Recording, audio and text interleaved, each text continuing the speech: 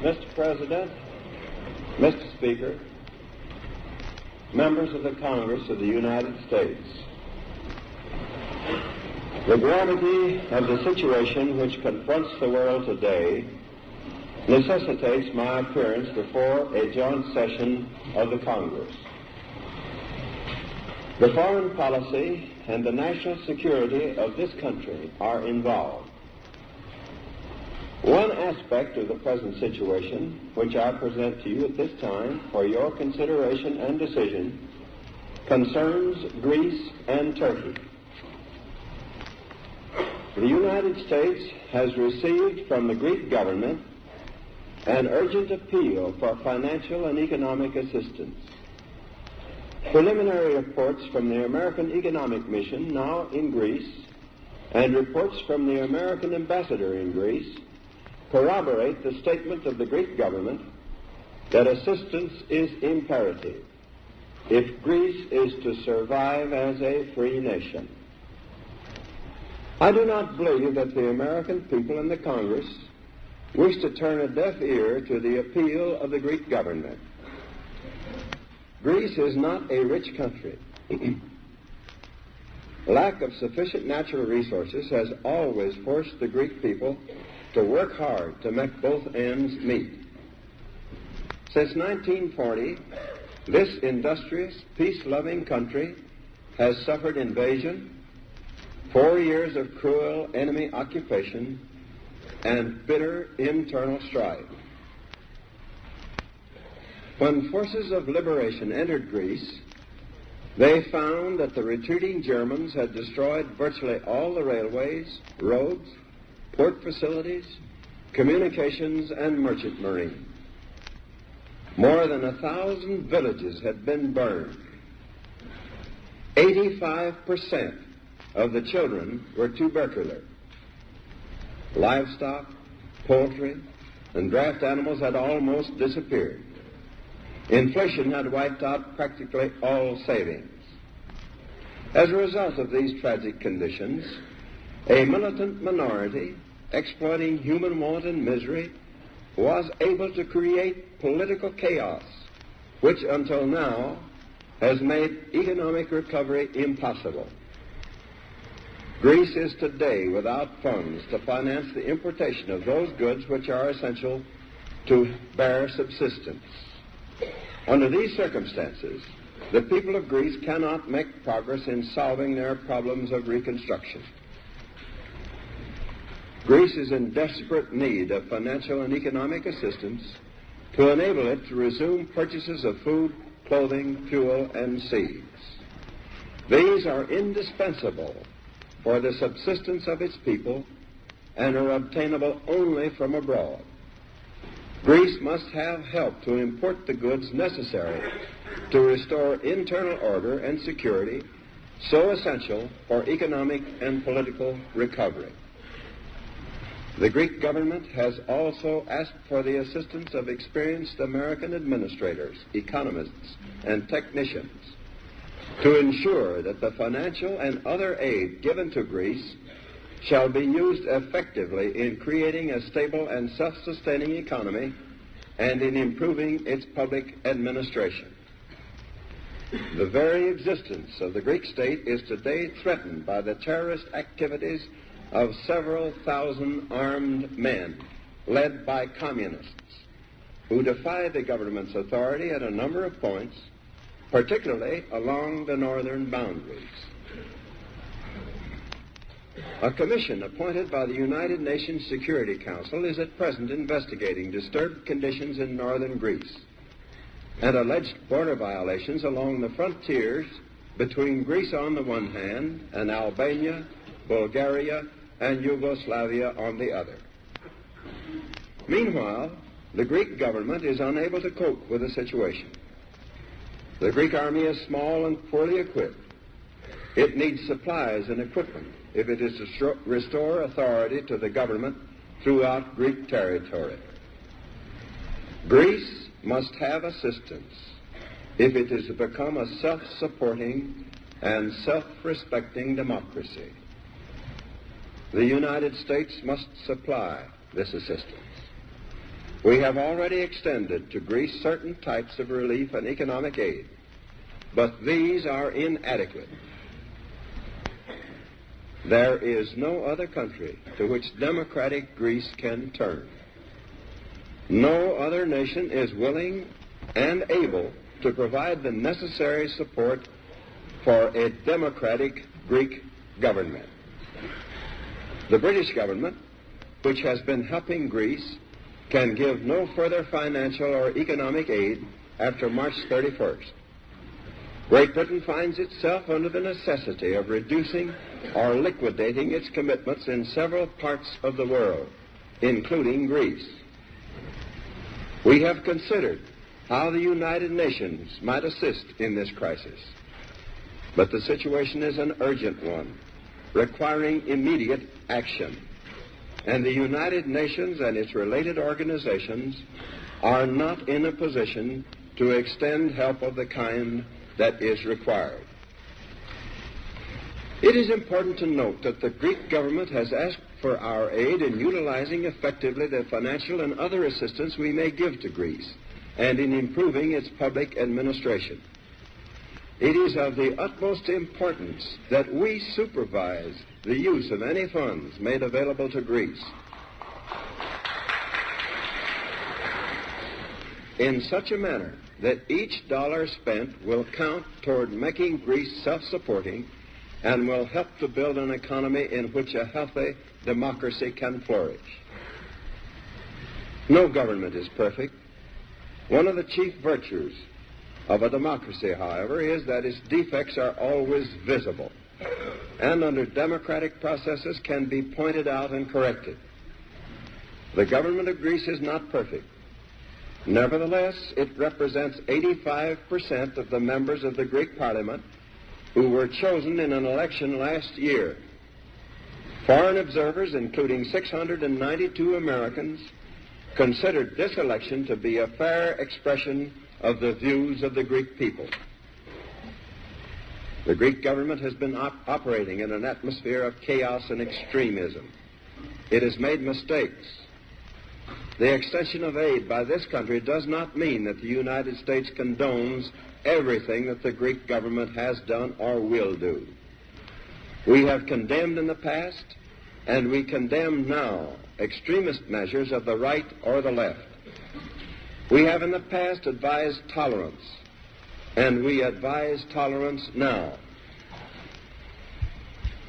Greece's neighbor, Turkey, also deserves our attention. The future of Turkey as an independent and economically sound state is clearly no less important to the freedom-loving peoples of the world than the future of Greece. The circumstances in which Turkey finds itself today are considerably different from those of Greece. Turkey has been spared the disasters that have beset Greece, and during the war, the United States and Great Britain furnished Turkey with material aid. Nevertheless, Turkey now needs our support. Since the war, Turkey has sought additional financial assistance from Great Britain and the United States for the purpose of effecting that modernization necessary for the maintenance of its national integrity.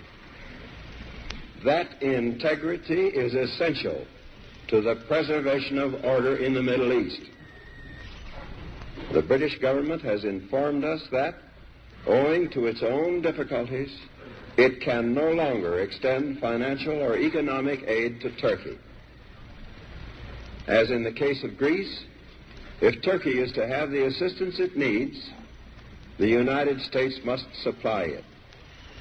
We are the only country able to provide that help.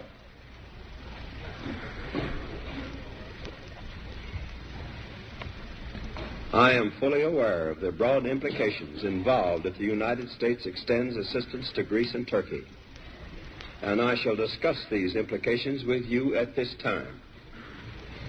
One of the primary objectives of the foreign policy of the United States is the creation of conditions in which we and other nations will be able to work out a way of life free from coercion.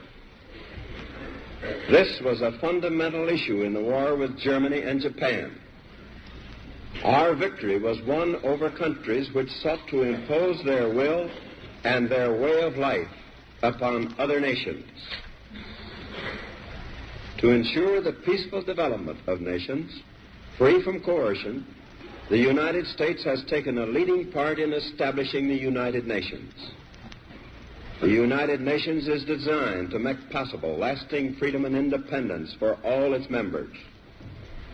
We shall not realize our objectives, however, unless we are willing to help free peoples to maintain their free institutions and their national integrity against aggressive movements that seek to impose upon them totalitarian regimes. This is no more than a frank recognition that totalitarian regimes imposed upon free peoples by direct or indirect aggression undermine the foundations of international peace and hence the security of the United States.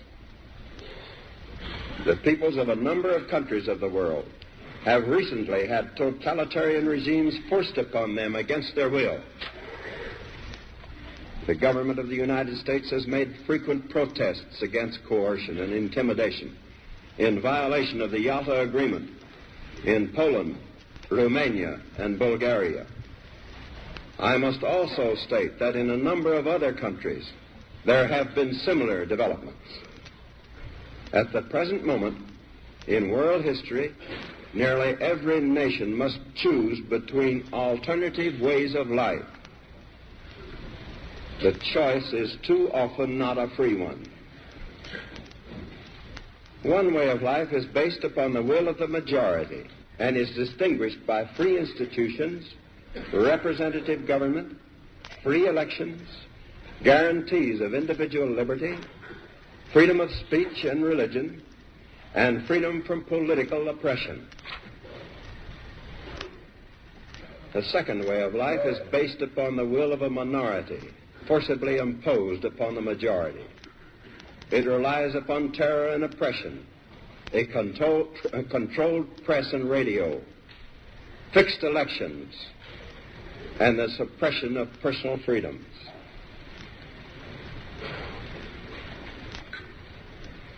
I believe that it must be the policy of the United States to support free peoples who are resisting attempted subjugation by armed minorities or by outside pressures. I believe that we must assist free peoples to work out their own destinies in their own way. I believe that our help should be primarily through economic and financial aid, which is essential to economic stability and orderly political processes.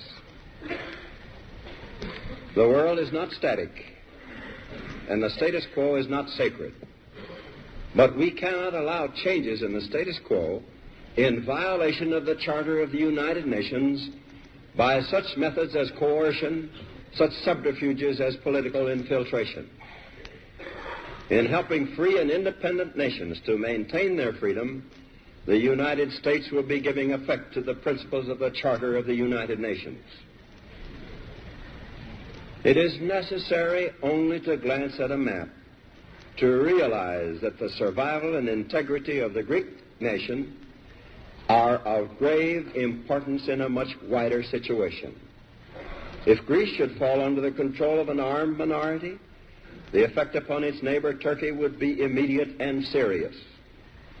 Confusion and disorder might well spread throughout the entire Middle East. Moreover, the disappearance of Greece as an independent state would have a profound effect upon those countries in Europe whose peoples are struggling against great difficulties to maintain their freedoms and their independence while they repair the damages of war. It would be an unspeakable tragedy if these countries, which have struggled so long against overwhelming odds, should lose that victory for which they sacrificed so much. Collapse of free institutions and loss of independence would be disastrous not only for them, but for the world. Discouragement and possibly failure would quickly be the lot of neighboring peoples striving to maintain their freedom and independence. Should we fail to aid Greece and Turkey in this fateful hour, the effect will be far-reaching to the west as well as to the east. We must take immediate and resolute action. I therefore ask the Congress to provide authority for assistance to Greece and Turkey in the amount of $400 million for the period ending June 30th, 1948. In requesting these funds, I have taken into consideration the maximum amount of relief assistance which would be furnished to Greece out of the $350 million which I recently requested that the Congress authorize for the prevention of starvation and suffering in countries devastated by the war. In addition to funds, I asked the Congress to authorize the detail of American civilian and military personnel to Greece and Turkey at the request of those countries to assist in the tasks of reconstruction and for the purpose of supervising the use of such financial and material assistance as may be furnished. I recommend that authority also be provided for the instruction and training of selected Greek and Turkish personnel. Finally, I ask that the Congress provide authority which will permit the speediest and most effective use in terms of needed commodities, supplies, and equipment of such funds as may be authorized.